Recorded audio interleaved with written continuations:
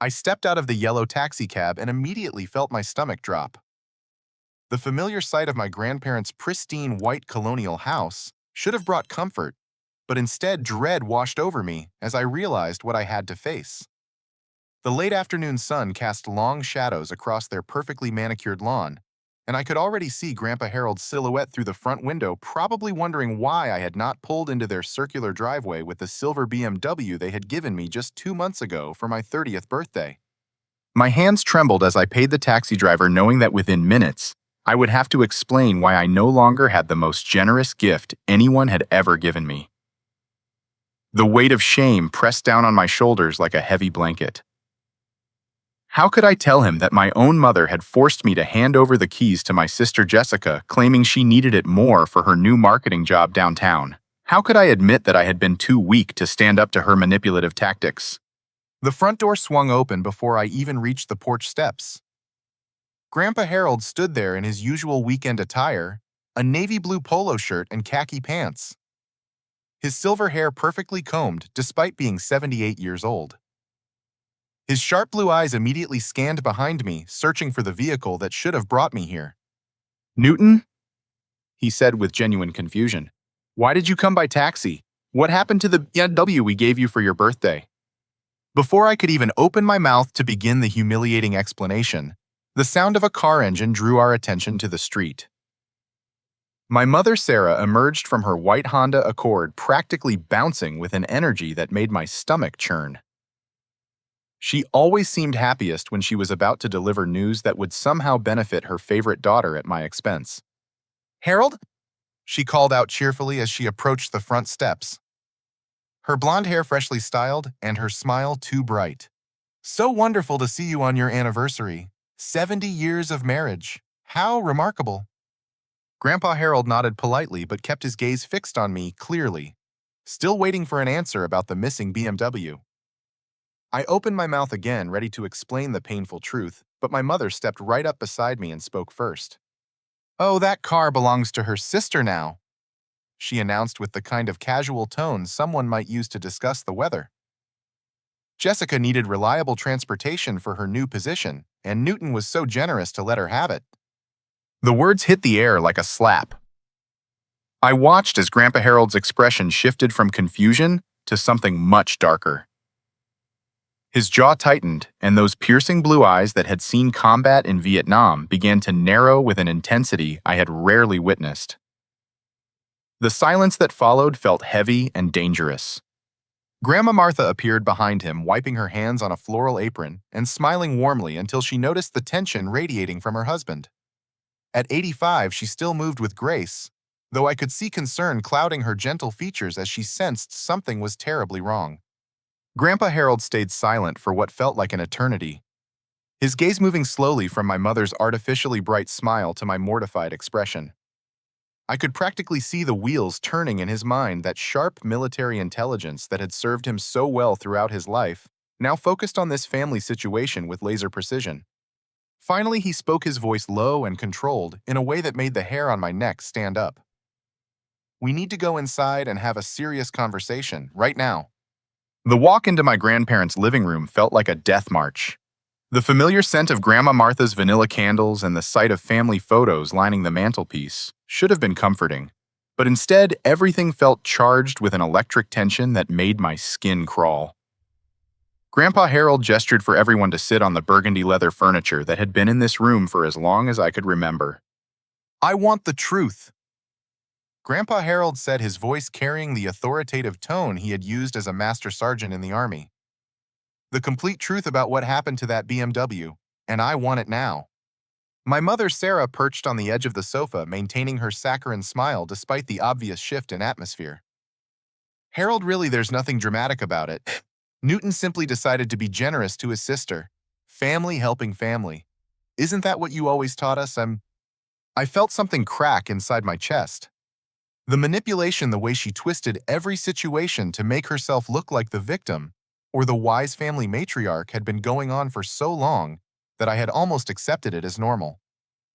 But sitting here in my grandparents' house, the place where I had always felt truly safe and loved, I could not stomach another lie. "That's not what happened, I said, my voice barely above a whisper but cutting through the room like a knife.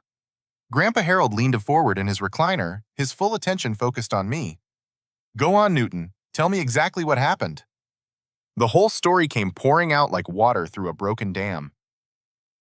How my mother had called me 3 weeks after my birthday demanding I come to her house immediately. How she had cornered me in her kitchen with tears in her eyes claiming that Jessica was about to lose her new job if she did not have reliable transportation. How she had threatened to cut off all contact between me and Grandma Martha if I did not hand over the BMW keys immediately. She said Grandma Martha would be heartbroken if our family fell apart because I was being selfish. I continued feeling the shame burn in my cheeks. She said you would both understand that Jessica needed it more because she has a real career while I'm just working construction. My mother's smile finally faltered. Newton, you're making it sound so much more dramatic than it was. I simply pointed out that Jessica's job requires client meetings and professional appearances while you can take public transportation to construction sites. Is that so? Grandpa Harold's voice had dropped to a dangerously quiet level. He reached into his pocket and pulled out his smartphone, which seemed almost comical in his weathered hands. Because I've been tracking that BMW's GPS for the past 2 weeks, and according to this data, it hasn't been to any office buildings or client meetings. The room went completely silent, except for the ticking of the antique grandfather clock in the corner. My mother's face drained of color, and I felt my heart start hammering against my ribs. In fact, Grandpa Harold continued, his fingers moving across the screen with surprising dexterity. This car has been to the Bellagio Casino in Las Vegas, twice the Premium Outlets shopping center in Orlando, and a luxury spa resort in Scottsdale. Would you like to explain how client meetings require trips to gambling establishments and vacation destinations? Just as those words settled into the air like stones, the sound of a familiar engine pulled into the driveway. Through the front window, I could see the silver BMW gleaming in the late afternoon sun. Jessica climbed out wearing designer sunglasses and a dress that probably cost more than I made in a month. Her auburn hair was perfectly styled, and she carried shopping bags from stores I could never afford. Oh, look, Grandpa Harold said with deadly calm. Here comes Jessica now. Perhaps she can explain these business trips. My mother jumped up from the sofa, her composure finally cracking. Harold, you don't understand the situation. You don't know how hard it is for young people today to establish themselves professionally. You're absolutely right, Grandpa Harold replied, standing up to his full height of 6 feet 2 inches. I don't understand, but I'm about to. He walked over to an antique wooden desk in the corner and opened the bottom drawer. My heart nearly stopped when he pulled out a manila folder thick with official-looking documents. The label on the front read, Newton Miller, Legal Affairs, in my grandfather's neat handwriting. You see, Sarah, I may be an old man, but I'm not a foolish one. When someone gives a $30,000 gift to their grandson and that gift disappears under suspicious circumstances, it tends to raise questions. So I did what I always do when I have questions. I investigated. Jessica walked through the front door at that exact moment, her cheerful greeting dying on her lips as she took in the scene before her. Grandpa Harold holding legal documents, my mother looking like a cornered animal, and me sitting there feeling like I was about to watch my entire family implode. What's going on? Jessica asked, though something in her voice suggested she already knew this was not going to be a pleasant anniversary dinner.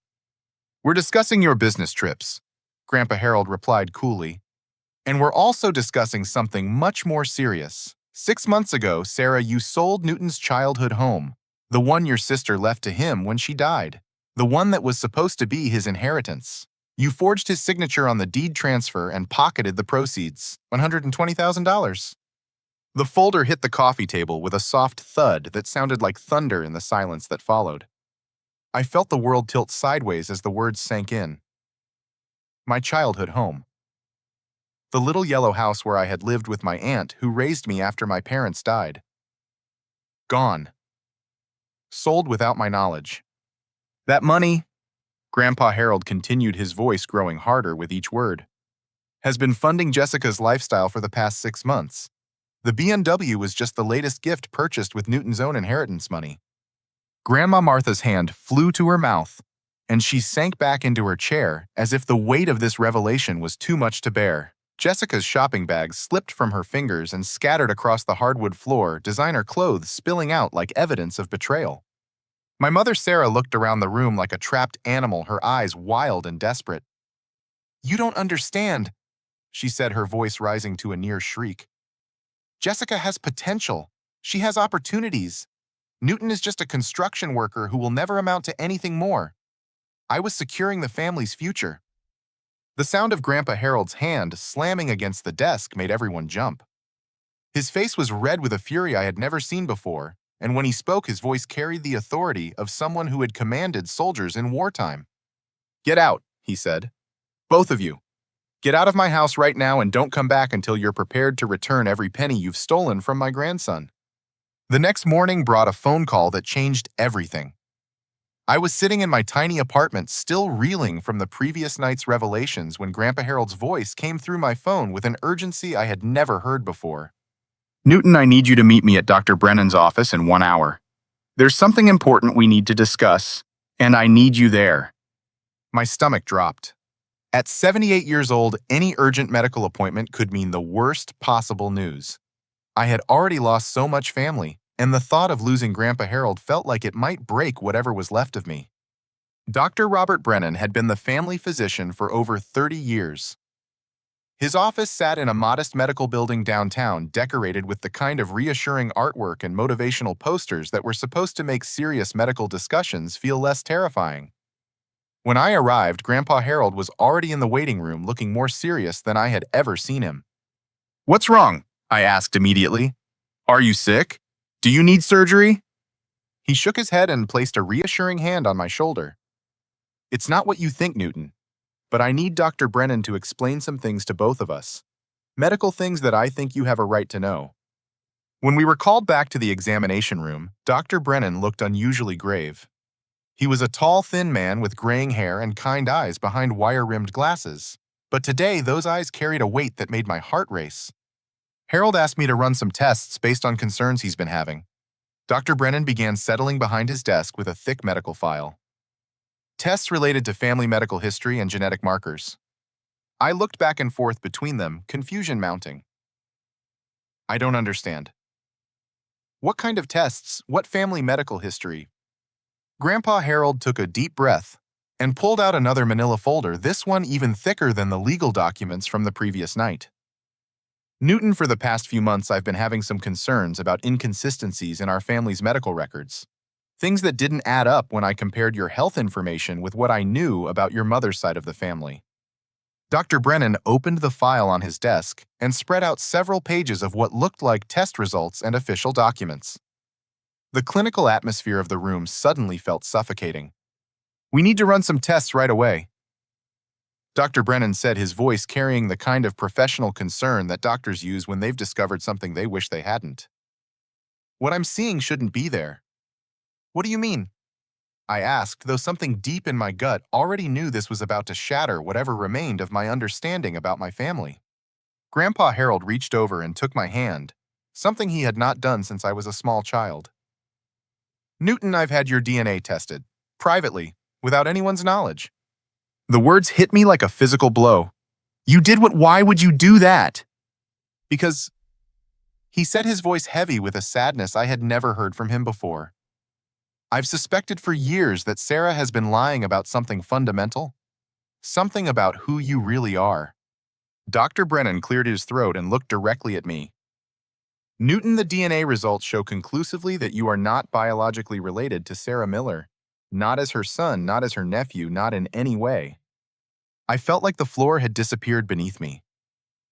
Everything I thought I knew about my identity, my family, my entire life story suddenly felt like it was written on tissue paper and dissolving in the rain. "That's impossible, I whispered. "She raised me after my parents died. She's my aunt, my mother's sister." Grandpa Harold's grip on my hand tightened. "Son, I've been investigating this for months. Sarah is not your biological aunt. She never was." Dr. Brennan pulled out another set of documents from the file. "These are birth records, death certificates, and hospital records going back 30 years. Harold hired a private investigator to trace your actual family history." The room started spinning as Dr. Brennan spread out copies of official documents across his desk. Birth certificates with names I did not recognize.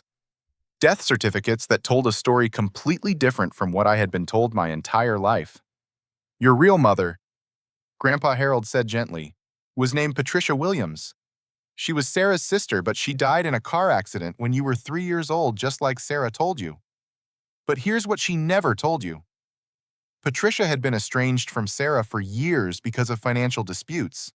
Sarah was never supposed to be your guardian. My head felt like it was filled with cotton. Then who was supposed to raise me? Dr. Brennan pointed to another document.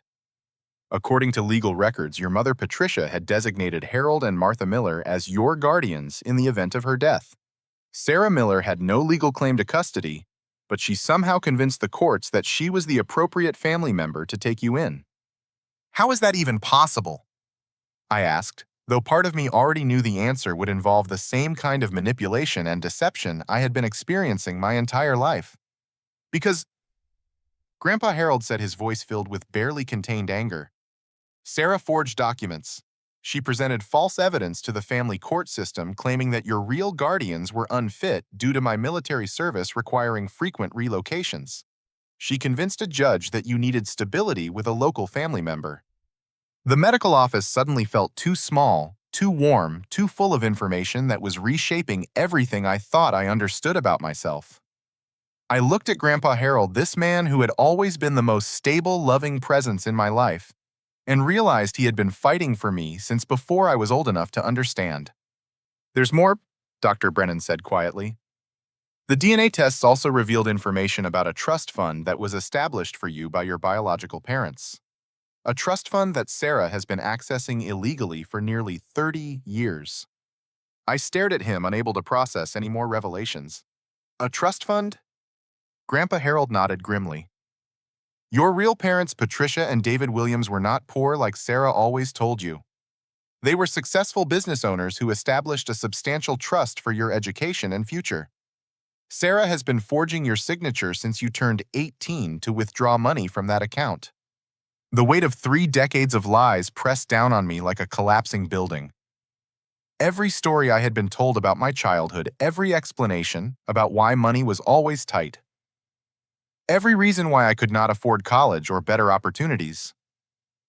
All of it had been built on theft and deception. How much money are we talking about?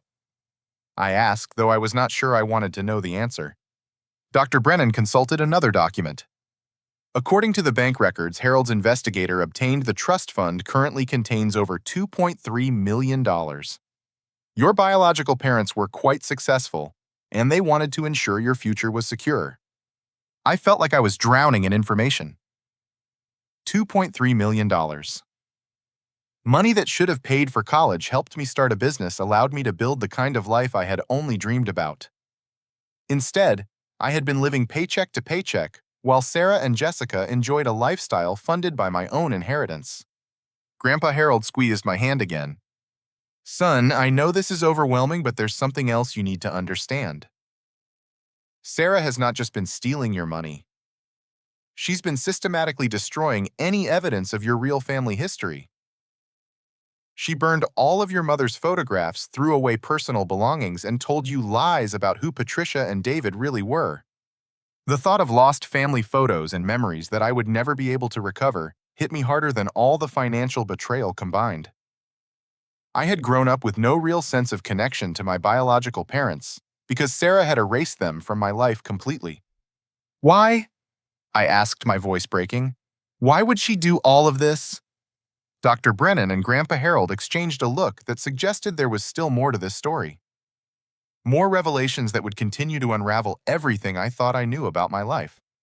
Because, Grandpa Harold said slowly, Sarah Miller is not the person she pretends to be, and tomorrow we're going to prove it. The next morning brought another surprise that left me questioning everything I thought I understood about the previous day's revelations. As I sat in Dr. Brennan's waiting room for what I assumed would be a follow-up appointment to discuss the DNA results, I was shocked to see a man in an expensive-looking suit speaking quietly with Grandpa Harold near the reception desk. When they approached me, Grandpa Harold's expression carried a mixture of determination and something that almost looked like satisfaction. Newton, I'd like you to meet Thomas Richardson. He's been working on your case for the past 4 months. Thomas Richardson extended his hand with the kind of confident smile that suggested he specialized in solving complex problems. He appeared to be in his early 40s with perfectly styled dark hair and the kind of polished appearance that screamed expensive legal representation. Mr. Williams, he said, using a name I was still getting used to. I'm an attorney specializing in financial fraud and identity theft.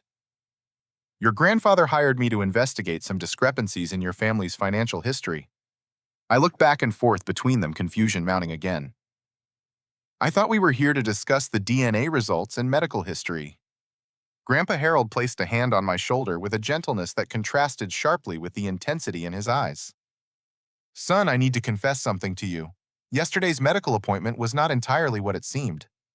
Dr. Brennan appeared from his office at that moment, but instead of calling us back for a medical consultation, he simply nodded at Grandpa Harold and said, "The conference room is ready whenever you need it."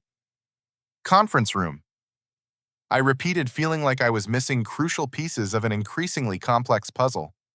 Thomas Richardson gestured toward a door I had never noticed before marked private consultation. As we walked toward it, he began explaining in the measured tone of someone accustomed to delivering shocking news to unprepared clients. Newton, your grandfather suspected financial impropriety months ago when he noticed inconsistencies in Sarah's lifestyle compared to her reported income. He hired me to investigate, and what we discovered goes far beyond simple theft. The conference room contained a large mahogany table surrounded by leather chairs with documents and folders arranged in neat stacks along one side. The setup looked more like preparation for a major legal proceeding than a family discussion. Grandpa Harold took a seat and gestured for me to sit beside him. Yesterday's DNA revelation was real, Newton. You are not related to Sarah, and she has been stealing your inheritance. But the medical emergency was theatrical. I needed to gather Sarah and Jessica together to observe their reactions to being questioned about their recent activities. I stared at him, trying to process what he was telling me. You faked a medical emergency? I orchestrated a situation where I could present some of our evidence and watch how they responded, he clarified. And their responses told me everything I needed to know about how deep this conspiracy goes. Thomas Richardson opened one of the folders and spread out bank statements, legal documents, and what appeared to be surveillance photographs across the table. The sheer volume of evidence was overwhelming. For the past 4 months, Richardson explained, we've been tracking financial transactions, documenting forged signatures, and building a comprehensive case of fraud that spans nearly 30 years. He pointed to a series of bank statements highlighted in yellow. These show regular withdrawals from your trust fund account, always in amounts just below the threshold that would trigger automatic reporting requirements. Sarah has been systematically draining your inheritance while making it appear like normal financial management. My hands trembled as I looked at the numbers. Thousands of dollars withdrawn monthly, adding up to hundreds of thousands over the years. Money that should have been mine stolen in small enough increments to avoid detection. But that's just the beginning. Richardson continued, opening another folder. We also have evidence that Jessica has been complicit in this fraud for at least the past 5 years. She's been using forged documents bearing your signature to make luxury purchases, finance vacation trips, and maintain a lifestyle completely incompatible with her actual income. Grandpa Harold pulled out his phone and showed me a series of photographs that made my stomach turn. Jessica at expensive restaurants wearing jewelry that cost more than my monthly salary, boarding flights to destinations I could never afford to visit. The BMW was purchased with a cash payment of $30,000 withdrawn from your trust fund just 2 days before your birthday. Richardson said, consulting another document. Sarah presented it as a gift from Harold and Martha, but it was actually bought with your own money. The betrayal felt like a physical weight pressing down on my chest.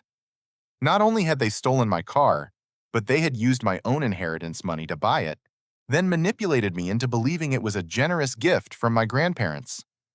There's more, by Richardson said, and I could not imagine what could possibly be worse than what I had already learned. He opened the largest folder and pulled out a thick stack of legal documents. Sarah has been forging your signature on tax returns, insurance claims, and legal documents for over a decade. She's claimed you as a dependent on her tax returns while simultaneously filing false tax returns in your name to claim refunds that she kept for herself. I felt like I was going to be sick.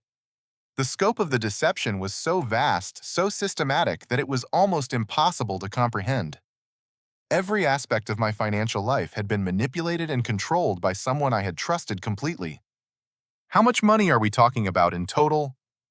I asked, though I was not sure I wanted to know the answer. Richardson consulted a summary document at the top of his stack. Including the trust fund theft, forged tax returns, insurance fraud, and asset misappropriation, we estimate the total financial damage at approximately $2.8 million over the course of 27 years. $2.8 million. The number was so large it felt abstract, meaningless. That money could have changed my entire life trajectory. College education, professional training, starting a business, buying a home, building the kind of future I had only dreamed about. But here's the most important thing you need to understand, Grandpa Harold said, leaning forward with an intensity that commanded my full attention. This is not just about money. This is about your entire identity, your understanding of who you are and where you come from. Richardson nodded and pulled out one final document that looked different from all the others. It was older, yellowed with age, and bore official seals and signatures. This is your original birth certificate, he said, and your parents' will. Your real parents, Patricia and David Williams, were not just successful business owners. They founded a charitable foundation dedicated to helping children who had lost their parents just like you did. The irony was so bitter it left a metallic taste in my mouth. My parents had created an organization to help orphaned children, and I had grown up believing I was poor and had no opportunities for advancement. Sarah has been stealing from that foundation as well, Richardson continued. She's been using forged documents to access foundation funds for personal use, effectively stealing money that was intended to help children in situations similar to what yours should have been. I looked at Grandpa Harold, this man who had somehow discovered all of this deception and fought to protect me from it. How long have you known? I've suspected something was wrong for years, he admitted. But I only started actively investigating 4 months ago when I noticed that Sarah's lifestyle had improved dramatically around the same time you were struggling to afford basic necessities. It didn't make sense that she could afford luxury vacations while you were taking public transportation to work. The conference room fell silent, except for the sound of my heart hammering against my ribs. The weight of 30 years of lies and manipulation pressed down on me, but underneath that weight, something else was growing. Something that felt like anger, but cleaner and more focused than any emotion I had ever experienced. What happens now? I asked. Thomas Richardson smiled, and for the first time since this conversation began, it was not a professional smile, but something warmer and more personal. Now, Newton, we fight back, and we win. 3 weeks later, I sat in my own attorney's office looking across the desk at a woman who had become my secret weapon in ways that nobody, not even Grandpa Harold, fully understood yet. Linda Chen was a prosecutor specializing in white-collar crime, and she had been working on my case independently, while everyone thought I was simply trying to process the emotional trauma of learning about my stolen identity. The truth was, I had been planning my own counterattack from the moment I walked out of that conference room with Thomas Richardson and Grandpa Harold. The DNA revelation and evidence of financial fraud had certainly shocked me, but it had also awakened something I had never known existed within myself, a strategic thinking capability that apparently ran in my real family's blood. The audio recordings are perfect, Linda said, reviewing the files spread across her desk. Crystal clear, legally admissible, and absolutely damning. For the past 3 weeks, while Sarah and Jessica believed I was hiding in my apartment feeling sorry for myself, I had actually been wearing a recording device during every interaction with them. The conversations I had captured were more incriminating than anything Grandpa Harold's investigator had managed to document through surveillance. The best part, I said, feeling a satisfaction I had never experienced before, is that they have no idea I know about the foundation money. They think the trust fund theft is the extent of what we've discovered. Linda nodded approvingly. So when Sarah confessed to accessing foundation accounts during that conversation at the coffee shop, she thought she was admitting to something you already knew about. Exactly. She was trying to minimize the trust fund theft by claiming it was just borrowing against future foundation distributions. Instead, she confessed to an entirely separate set of felonies. I pulled out my phone and played a segment of the recording from my meeting with Sarah 2 days earlier. Her voice came through clearly as she explained how she had been managing my inheritance to ensure I did not waste it on foolish investments. "I've been protecting that money for you, Newton," her recorded voice said. "The foundation account was always meant to supplement your trust fund anyway. I was just moving money around to make sure you had everything you needed when you were finally mature enough to handle it responsibly." Linda paused the recording and looked at me with something approaching admiration. She actually believes her own justifications, doesn't she? Sarah has spent so many years manipulating situations to her advantage that I think she's lost the ability to distinguish between reality and her own fiction, I replied. But the beautiful thing is her need to justify herself made her confess to crimes she didn't even realize she was confessing to. The door to Linda's office opened, and another woman entered carrying a briefcase and wearing the kind of confident expression that suggested she brought good news.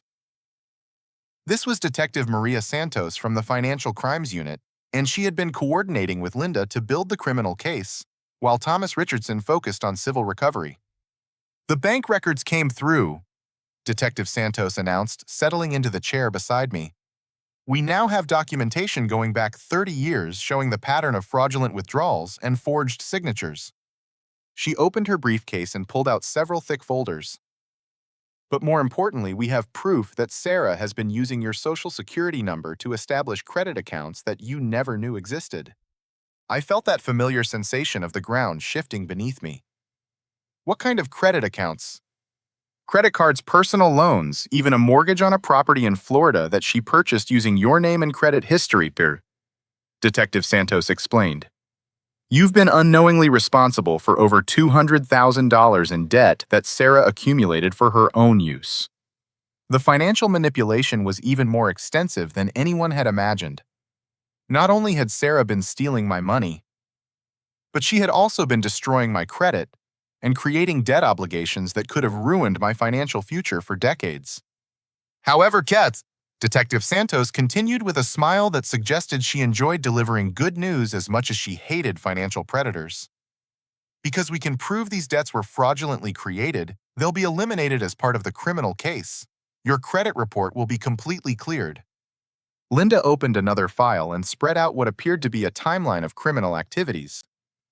"Newton, what you've helped us document over the past 3 weeks is one of the most comprehensive cases of financial identity theft we've seen in this jurisdiction." I looked at the timeline, which stretched from when I was 3 years old to just last week. 30 years of systematic theft and deception, all documented with dates, amounts, and evidence that would be impossible to dispute in court. "But there's something else," I said, pulling out a folder of my own that I had been saving for this moment. "Something that even Grandpa Harold doesn't know about yet." Both women leaned forward as I opened my folder to reveal documents I had obtained through my own investigation. "I've been accessing my real parents' business records through the Foundation's legal archives. Patricia and David Williams didn't just create a charitable organization. They built a network of businesses and investments that are still generating income 30 years after their deaths." Detective Santos examined the documents with growing amazement. "These show ongoing revenue from real estate investments, stock portfolios, and business partnerships that have been managed by a financial firm in Chicago. Sarah never knew these assets existed because they were managed separately from the trust fund that she'd been stealing from," I explained. "The trustee at the Chicago firm has been trying to contact me for years, but all the correspondence was going to addresses that Sarah controlled." Linda looked at the financial statements and shook her head in disbelief. "Newton, do you understand what this means?" "It means," I said, feeling a sense of power and control I had never experienced in my entire life, "that even after recovering everything Sarah stole, I'm going to be significantly wealthier than any of us realized." The room fell silent as the full implications settled in. Not only was I going to recover everything that had been stolen from me, but I was also going to discover that my real parents had been even more successful and forward-thinking than anyone had imagined. "There's one more thing," I added, pulling out the final document from my folder. "I've been in contact with the other beneficiaries of the foundation. children whose lives were supposed to be helped by the money Sarah has been stealing.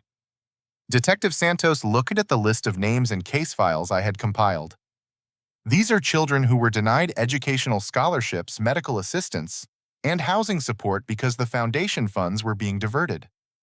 23 children over the past 10 years, I said, feeling the weight of responsibility settling on my shoulders. 23 kids who could have had better lives if Sarah hadn't been stealing money that was meant to help them. Linda closed her files and looked at me with a mixture of professional respect and personal admiration. Newton, what you've accomplished in 3 weeks of independent investigation is remarkable. You've essentially built a criminal case that's stronger than anything we could have developed through traditional law enforcement channels. I stood up and walked to the window overlooking the city where I had spent my entire life believing I was nobody special, just a construction worker with no family money and no real opportunities. The view looked different now, not because the city had changed, but because I understood my place in it differently.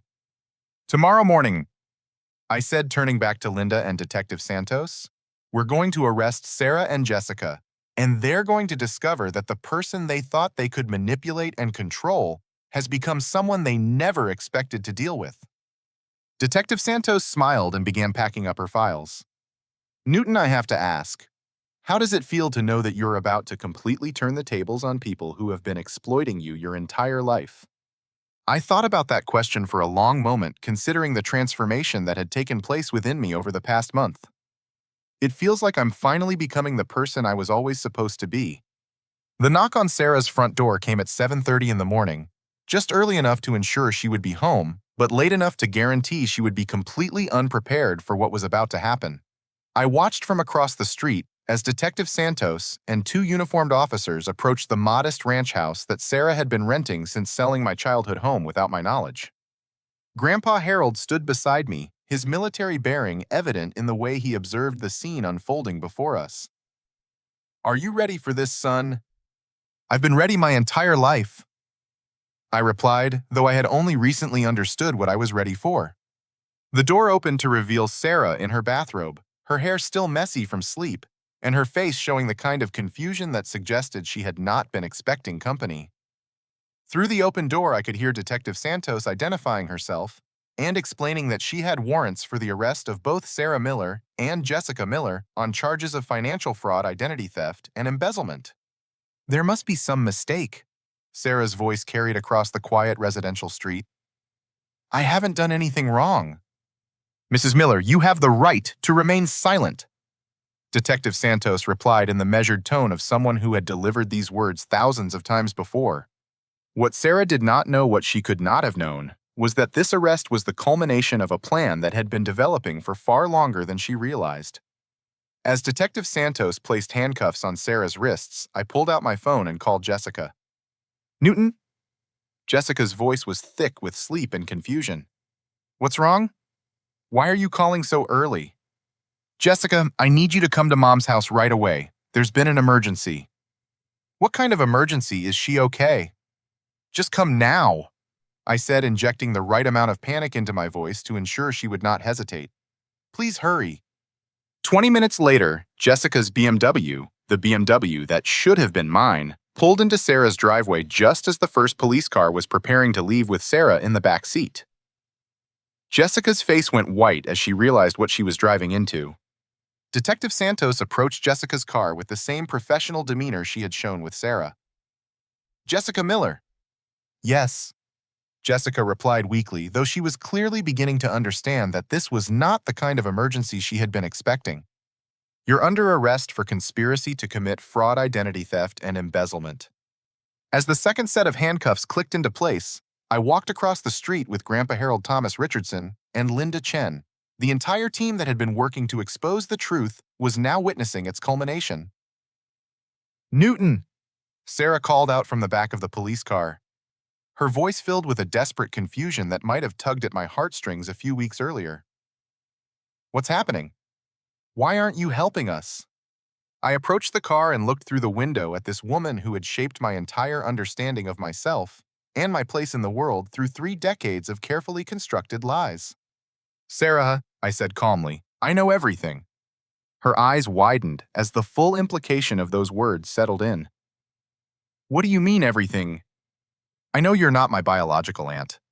I know about the trust fund theft. I know about the foundation money. I know about the credit accounts you opened in my name. I know about the house you sold. I know about every lie you've told and every dollar you've stolen. The color drained completely from her face as she realized the scope of what had been discovered. But I was not finished. I also know, I continued, that you've been recording our conversations for years to use against me if I ever questioned your authority. What you don't know is that I've been recording our conversations for the past 3 weeks, and you've confessed to felonies that you didn't even realize you were confessing to. Jessica, now sitting in the second police car, was crying loudly enough that her sobs could be heard through the closed windows. The designer clothes and expensive jewelry that had been purchased with my stolen inheritance suddenly looked like costume pieces from a play that was finally ending. Thomas Richardson stepped forward and handed an official document to Detective Santos. This is a complete asset freeze covering all accounts, properties, and investments connected to Sarah and Jessica Miller. As of this moment, they have no access to any funds pending resolution of the criminal and civil cases. Linda Chen opened her briefcase and pulled out another thick folder. We'll also be filing charges related to the charitable foundation fraud. 23 children were denied assistance because of the money that was diverted for personal use. Those charges carry additional penalties under federal law. Sarah's desperate voice called out from the police car again. Newton, please. You don't understand how hard it's been to manage everything. I was protecting you. I was protecting the family. I walked closer to the car window, and when I spoke, my voice carried a clarity and strength that I had never possessed before this moment. Sarah, the family you were protecting never existed. It was built on lies, theft, and manipulation. But you know what, I'm grateful for that now because it forced me to become strong enough to discover who I really am. As the police cars pulled away, Grandpa Harold placed his hand on my shoulder with a pride that felt different from anything I had experienced in our relationship before. This was not the pride of a grandfather protecting his grandson. This was the respect of one adult acknowledging another adult's strength and capability. There's something I need to tell you, he said as we watched the cars disappear down the street. Something about how long I've known the truth about your situation. I turned to look at him, wondering what final revelation could possibly top everything that had already been discovered. I've known you weren't related to Sarah since you were 8 years old, he said quietly. I've been building a case against her for over 20 years. The weight of those words settled over me like a blanket. 20 years. I've been your legal guardian in secret since you were 3, he continued. Patricia and David Williams named Martha and me as your guardians in their will, just like we told you. But when Sarah convinced the family court to give her custody through forged documents, I didn't fight it publicly.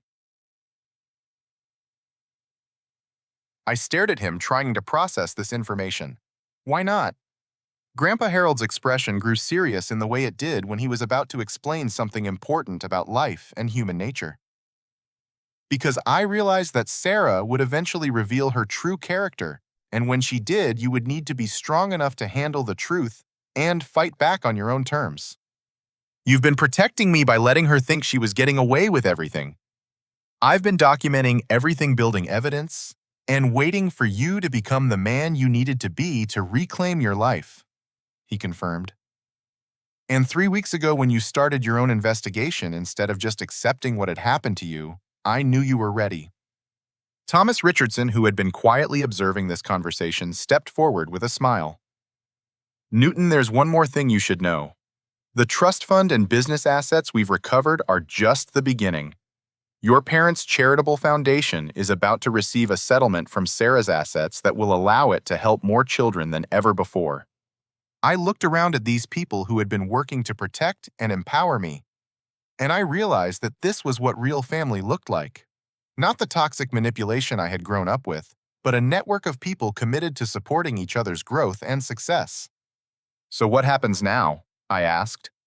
Linda Chen closed her briefcase and looked at me with the satisfaction of someone who had just completed a particularly complex puzzle. Now, Newton Williams, you get to build the life you were always meant to have. 6 months after Sarah and Jessica's arrest, I stood in the conference room of the Williams Foundation headquarters looking out at a view of the Chicago skyline that had become as familiar to me as the construction sites where I used to work. The irony was not lost on me that I was now running the same charitable organization that Sarah had been stealing from in a building that my parents had purchased as an investment 30 years ago. The foundation's board meeting was about to begin, and I was preparing to present our quarterly report on the children we had been able to help since the stolen funds were recovered and the organization was properly capitalized again. 23 kids who had been denied assistance were now receiving educational scholarships, medical support, and housing assistance that would change the trajectories of their lives. Margaret Foster, the Foundation's program director, entered the conference room carrying a stack of thank you letters from beneficiaries and their families. At 65, she had been working with the organization since my parents founded it, and she had been fighting for years to restore it to its original mission. "Newton, you need to see this," she said, handing me a letter written in the careful handwriting of a 12-year-old child. "This is from Emily Rodriguez in Denver. She's the girl whose surgery we were able to fund last month." The letter was simple and direct in the way that children's communications often are, but it carried an emotional weight that hit me harder than any legal document or financial statement ever could. "Dear Mr. Williams," it read, "thank you for paying for my surgery so I can walk better now. My mom cried when she found out we could afford it. She says your foundation is like angels who help kids. I want to help other kids like you helped me when I grow up. Love, Emily." I set the letter down on the conference table and took a moment to process the reality of what my life had become. 6 months ago, I had been living paycheck to paycheck, believing I had no real family and no opportunities for advancement. Now I was responsible for an organization that had the resources to change children's lives in fundamental ways. "How many applications do we have pending approval?" I asked Margaret. 47 this quarter, she replied. "And with the recovered assets and ongoing business income, we can approve all of them plus expand our outreach programs." The door opened and Grandpa Harold entered, followed by Grandma Martha and another man I had been expecting but had not seen in person before. James Patterson was the estate attorney who had been managing my parents' business investments in Chicago, and he had traveled to join us for this meeting to discuss the full scope of what Patricia and David Williams had built. "Newton," James said, extending his hand with the kind of warm smile that suggested he had been looking forward to this meeting for a long time. "It's an honor to finally meet Patricia and David's son. You look remarkably like your father." Grandma Martha, who had been quietly processing all the revelations about our family over the past 6 months, approached me with tears in her eyes.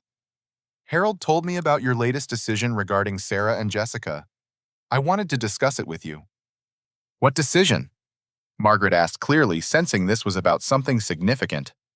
I took a deep breath and looked around at the people who had become my real family. My chosen family, my support system in ways that felt both new and ancient. "I've decided not to pursue maximum criminal penalties against Sarah and Jessica." The room fell silent as everyone processed this information. It was not what anyone had been expecting. "Instead, officer," I continued, "I've worked out an arrangement where Sarah will serve 2 years in minimum security prison and complete 500 hours of community service with organizations that help children in foster care. Jessica will serve 1 year and complete 200 hours of community service." Grandpa Harold nodded approvingly. "And the financial restitution?" "They'll be paying back everything they can over the next 10 years, but more importantly, they'll be working to understand the impact of what they did. Sarah will be counseling other adults who have been in situations where they felt tempted to take advantage of children in their care." James Patterson opened his briefcase and pulled out a document that looked different from the legal papers I had been dealing with for months. This one was simpler, more personal, with my parents' signatures at the bottom. "Newton, there's something your parents wrote for you that I was instructed to give you only after you had taken control of the foundation and demonstrated your commitment to their values." He handed me what appeared to be a letter written in handwriting I had never seen before, but somehow felt familiar. The paper was high quality, the kind people use for important communications they want to last. "My dear son," it began, and I felt my throat tighten as I realized I was about to read words my parents had written to me before they died. "If you are reading this, it means you have grown into the kind of man we hoped you would become. someone who uses strength to protect others rather than to take advantage of them, someone who understands that true wealth comes from the ability to make positive changes in the world. I paused, looking around at the people in the room who were giving me space to process this connection with my biological parents. We established this foundation and these businesses not just to provide for your financial future, but to give you the tools to help other children who face the kinds of challenges that life sometimes presents. We hoped that by the time you read this, you would have learned that the greatest satisfaction comes not from what you accumulate for yourself, but from what you are able to give to others. The letter continued for several more paragraphs, outlining their hopes for my character development and their vision for how the foundation could expand to help more children over time. But what struck me most was how accurately they had predicted the kind of person I would need to become to handle the responsibilities they were leaving me. "There's one more thing," James said as I finished reading. "Your parents established a matching fund system. For every dollar the foundation spends helping children, the estate investments will generate an additional dollar for future programs. The more good you do, the more resources you'll have to do even greater good." Margaret Foster started laughing, a sound of pure joy that filled the conference room with warmth. "Do you understand what this means, Newton? The foundation will grow exponentially as long as we stay focused on our mission." I looked out at the Chicago skyline again, thinking about Emily Rodriguez learning to walk better, about the other children whose lives were being changed by programs my parents had envisioned before I was even born, and about the person I had become through the process of fighting back against those who had tried to control and diminish me. "It means," I said, feeling a sense of purpose settle into my bones like something that had always belonged there, "that we're going to change a lot of lives. And in the process, we're going to become better people ourselves." Grandpa Harold smiled with the kind of satisfaction that comes from watching a long-term plan reach fruition. "Your parents would be proud of the man you've become, Newton. And more importantly, they would be proud of the man you're still becoming." As the board meeting began and we started discussing specific programs and beneficiaries, I realized that the greatest gift my parents had given me was not the money or the business assets or even the foundation itself. It was the example of people who had used their resources and abilities to make the world a little bit better, and the expectation that I would do the same. The conference room filled with conversations about educational scholarships, medical assistance programs, and housing support for children who needed stability in their lives. These were the kinds of conversations I had never imagined being part of 6 months ago, and now they formed the center of my daily existence. Outside the windows, Chicago bustled with the energy of millions of people working to build their lives and take care of their families. Some of those people were struggling with challenges that seemed insurmountable, just like I had been. But now I was in a position to help not just with money, but with hope and opportunity. As the meeting progressed and we approved funding for new programs that would reach even more children, I understood that this was what victory looked like. Not revenge against those who had wronged me, but the power to ensure that other people facing similar challenges would have better options and more support than I had initially received. The transformation was complete. I was no longer Newton Miller, the construction worker who believed he had no family money and no real opportunities.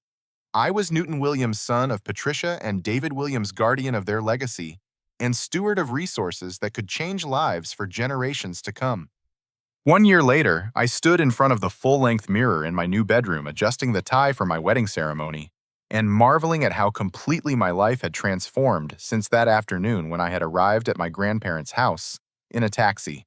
The man looking back at me bore little resemblance to the person who had been living paycheck to paycheck and believing he had no real family or opportunities for advancement. The house around me was nothing like the cramped apartment I had been renting a year ago.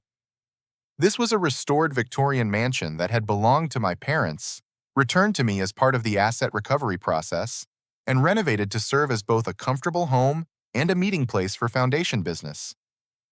The morning sunlight streamed through leaded glass windows onto hardwood floors that had been refinished to their original beauty. A soft knock on the door interrupted my reflection. "Newton, are you ready?" Grandpa Harold's voice carried the kind of warmth and pride that I had come to associate with family celebrations rather than crisis management. "Almost there," I replied, opening the door to find him dressed in his formal army dress uniform, the same uniform he had worn to marry Grandma Martha 71 years ago. At 79, he still carried himself with the bearing of a man who had commanded respect through competence and integrity rather than manipulation and fear. "I have something for you," he said, reaching into his uniform pocket to pull out a small velvet box. "These were your father's cufflinks. I've been saving them for your wedding day." The cufflinks were simple gold with the Williams family crest, and wearing them felt like connecting with a legacy I had only recently learned was mine to carry forward. As I fastened them to my shirt cuffs, Grandpa Harold watched with the satisfaction of someone who had guided a long-term project to successful completion. "How do I look?" I asked, though the question carried deeper meaning than simple appearance. "You look like a man who knows who he is and what he stands for," he replied. "Your parents would be proud." We walked downstairs together through rooms that had been restored to reflect my parents' original vision for the house. Family photographs lined the mantelpiece, including pictures of Patricia and David Williams that Sarah had tried to erase from my life, and newer photos documenting the past year of foundation work and family celebrations. The backyard had been transformed into an outdoor wedding venue with chairs arranged in neat rows facing an arch of white flowers where I would soon be married to Jennifer Morrison, the woman I had met 6 months ago when she applied for a position as the Foundation's education coordinator. She was a former teacher who had left the classroom to work directly with children facing difficult circumstances. And our relationship had developed through shared commitment to the Foundation's mission, as much as personal attraction. As guests began arriving, I was struck by how different this gathering was from any family event I had attended during the years when Sarah controlled my understanding of who my relatives were and what family relationships should look like. These people were here because they genuinely cared about Jennifer and me, not because they felt obligated by blood relations or social expectations. Margaret Foster approached carrying a gift wrapped in simple brown paper. "This is from the Rodriguez family in Denver," she said, referring to Emily, the 12-year-old whose surgery the Foundation had funded. "They wanted you to have it for your wedding." I opened the package to find a framed drawing that Emily had made showing stick figures labeled Mr. Newton, sure, and gets Miss Jennifer set, surrounded by other stick figures labeled Kids We Help. The artwork was simple and childlike, but it captured the essence of what our life together was going to represent. "The Foundation received 43 wedding gifts from families we've helped this year," Margaret continued. "Most of them handmade by the children themselves. Your parents' vision of creating connections between the Foundation and the people it serves has become a reality." Linda Chen arrived with her family, followed by Detective Santos and her husband. Even Thomas Richardson had flown in from his practice in another state to attend the ceremony. These people had become friends through the process of seeking justice, and their presence represented the transformation of a legal battle into lasting relationships built on mutual respect and shared values. "Any word from Sarah and Jessica?" Linda asked quietly.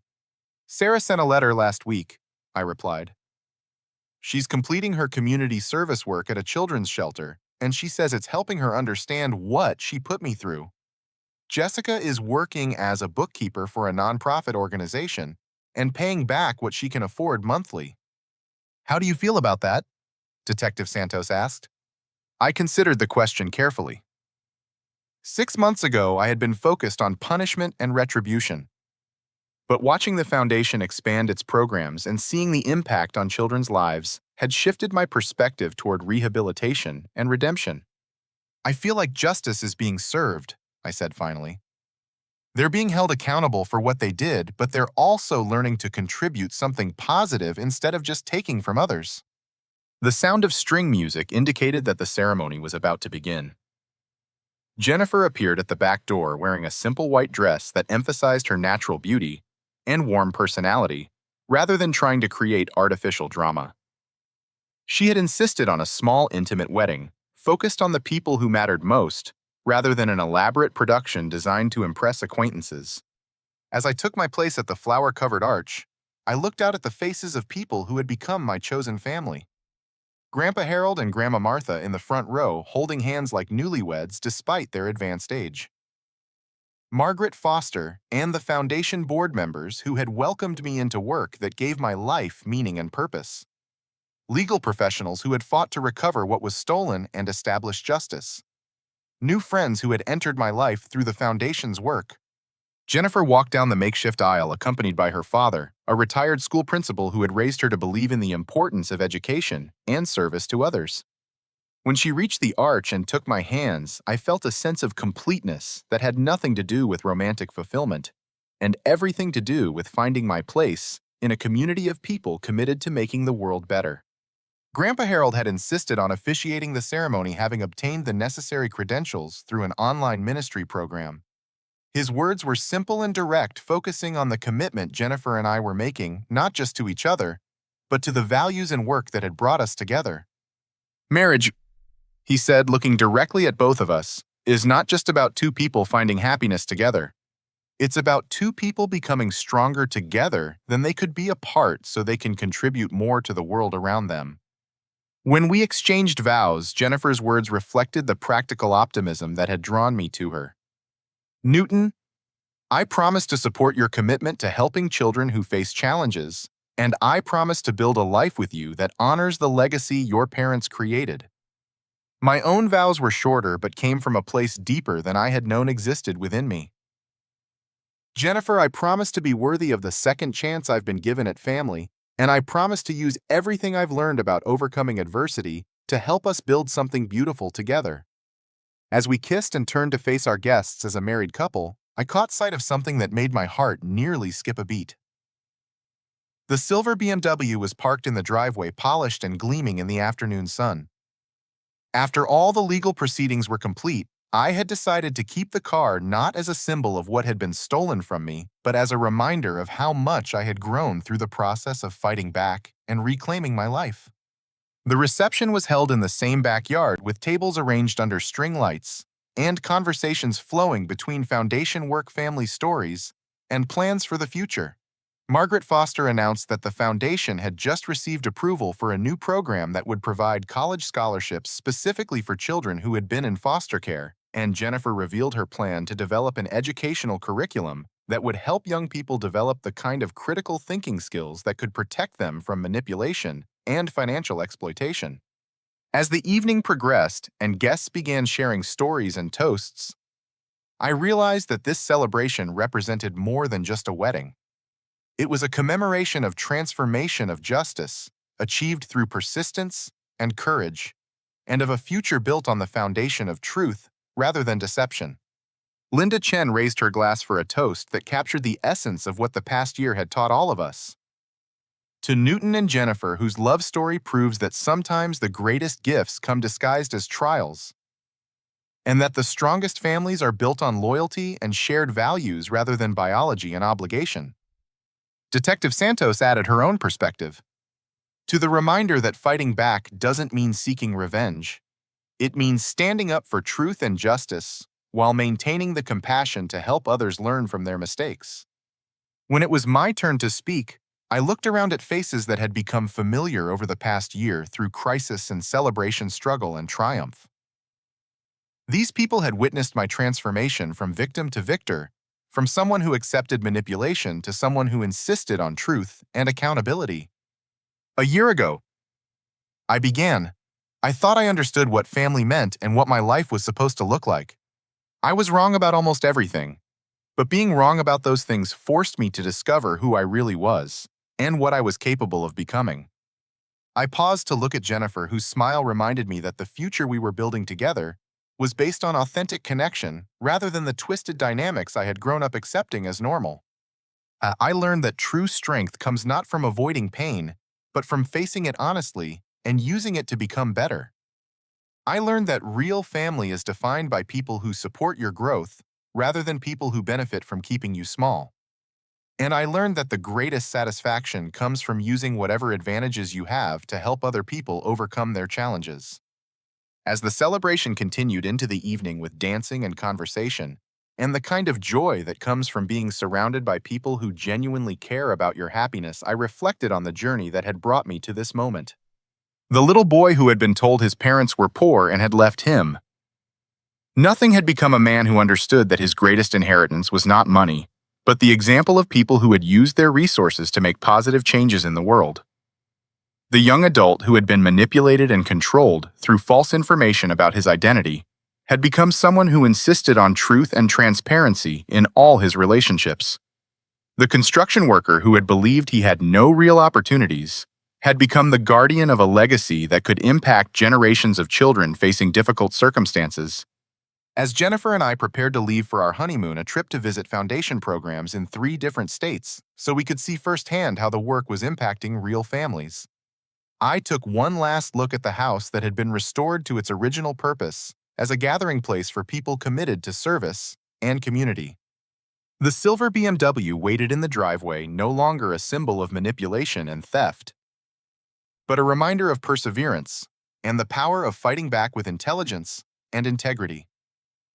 Tomorrow we would drive it to the airport and begin a new adventure together.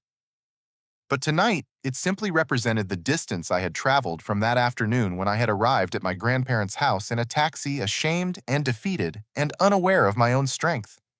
The greatest lesson I had learned over the past year was that sometimes the people who try to diminish you are actually preparing you to become stronger than you ever imagined possible. Sarah's manipulation and theft had forced me to develop the resilient strategic thinking and moral clarity that I needed to reclaim my inheritance and transform it into something that could benefit far more people than just myself. As we drove away from the reception with tin cans tied to the BMW's bumper and "Just Married" signs in the back window, Jennifer reached over and squeezed my hand. "Are you happy?" she asked. I considered the question, thinking about the children whose lives would be changed by foundation programs, the family relationships I had built with people who valued truth over convenience, and the future we were creating together based on shared purpose rather than shared neediness. "I'm grateful, Vol," I replied, "with bees for everything that happened, even the painful parts, because all of it led to this." The sun was setting behind us as we drove toward our new life together, and I realized that the greatest victory was not that I had defeated those who had wronged me, but that I had become the kind of person who could transform injustice into opportunity for others. True strength, I had learned, was not about getting revenge on people who hurt you. It was about building something so much better than what they tried to destroy that their limitations became irrelevant. That night, as we settled into our hotel room before our flight the next morning, I received a text message from Emily Rodriguez in Denver. "Thank you for making it possible for me to run fast now. When I grow up, I want to help kids like you helped me." I showed the message to Jennifer, and we both understood that this was what success looked like. Not just the recovery of stolen money, or the punishment of those who had committed crimes, but the creation of a cycle where children who received help would grow up to help others, extending the impact far beyond anything my parents could have imagined when they first established the foundation. The past year had taught me that the most important question was not, "Why did this happen to me?" but "What am I going to do with what I've learned?" And the answer I now knew was to build something beautiful from the broken pieces. Something that could prevent other children from experiencing the manipulation and exploitation I had endured, while giving them the tools and resources they needed to create their own success stories. As I drifted off to sleep beside my new wife, in a life I could never have imagined just 12 months earlier, I understood that this was what redemption looked like. Not perfect revenge, but the transformation of suffering into service, of personal pain into community healing, and of individual recovery into collective progress. The boy who had been told he was nobody special had become a man who understood that everyone is special, and that real power comes from using your advantages to help others discover their own potential. And that understanding, I realized, was the greatest gift of all. Before I close this story, I want to ask you something that's been on my mind. Have you ever discovered that something you believed about your family or your past wasn't actually true? How did that revelation change the way you saw yourself and your possibilities for the future? I'd love to hear your thoughts in the comments below. If this story touched your heart or reminded you that sometimes our greatest challenges can become our greatest strengths, please give it a like and share it with someone who might need to hear this message. And if you enjoyed hearing about how truth and persistence can triumph over manipulation and deception, make sure to subscribe for more stories about ordinary people discovering their extraordinary potential. Thank you for joining me on this journey of discovery, justice, and redemption. Remember that no matter what challenges you're facing right now, you have more strength and more options than you might realize. Sometimes the greatest adventures begin when we finally decide to fight back and reclaim our own stories. Here's to building authentic families, pursuing honest success, and never underestimating the power of standing up for what's right.